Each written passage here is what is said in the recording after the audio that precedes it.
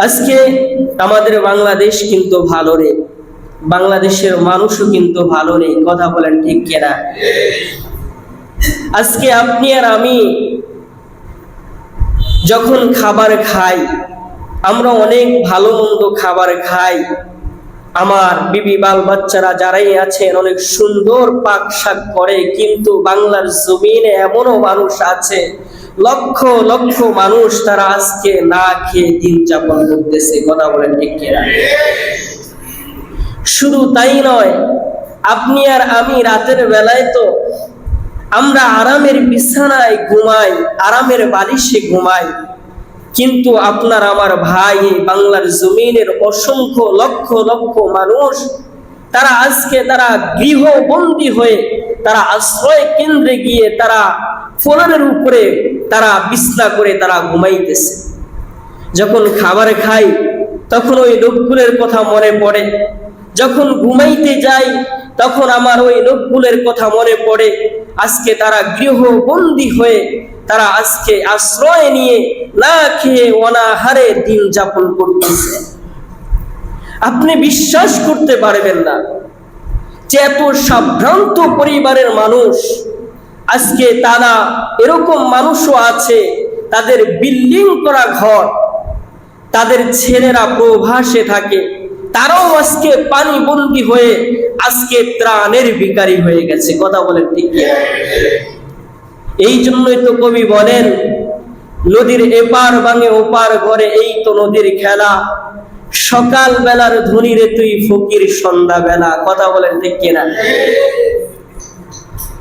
ফেনী শহর এমন একটা শহর যে প্রত্যেকটা ঘরে ঘরে একজন মানুষ প্রবাসে থাকে। কথা বলেন ঠিক কিনা? একটা জরিপে আসছে যে ফেনীর মানুষ থেকে যারা প্রবাসে থাকে বাংলাদেশে জমিনে, তারা 45% রেমিটেন্স পাঠায়। তারা এত সাভ্রান্ত মানুষ, আজকে তারা পানিবন্দী হয়ে আছে। কিন্তু এটা কোনো প্রাকৃতিক কোনো বন্যা নয়, এটা আমাদের বন্ধু রাষ্ট্র, আমাদের ভারতীয়, আমাদের এই বন্ধু রাষ্ট্রের একটা আগ্রাসন আমরা মনে করি। কথা বলেন ঠিক কিনা? যে মানুষ দীর্ঘ 30-40 বছরে এই বন্যা দেখে নাই, আজকে সেই মানুষগুলো সেই বন্যার পরিস্থিতি স্বীকার করতেছে। আমরা তাদের জন্য দোয়া করি, রবের কাছে দোয়া করি।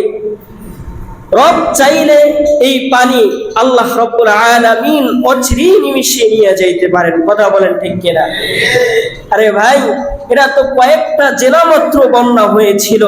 হযরত নূহ আলাইহিস সালাতু ওয়াস সালামের যখন প্লাবন ছিল, এই প্লাবন শুধু ওই এলাকায় নাই, গোটা পৃথিবীর জমিনে নূহ আলাইহিস সালাতু ওয়াস সালামের প্লাবন ছিল। এই পৃথিবীর জমিনে সর্বোচ্চ পাহাড়ে, পাহাড়ের উপরেও 40 হাত পানি ছিল।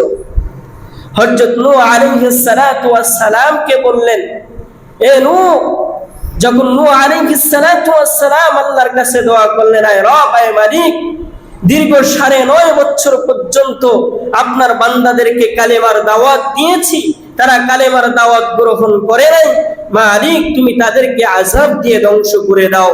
নূহ আলাইহিস সালাতু ওয়াস সালামের এই দোয়া কবুল হয়ে গেল। যখন এই দোয়া কবুল হলো, নূহ আলাইহিস সালাতু ওয়াস সালামকে বললেন, হে নূহ, তুমি একটা কিস্তি বানাও। তুমি একটা কি বানাও? কিস্তি বানাও।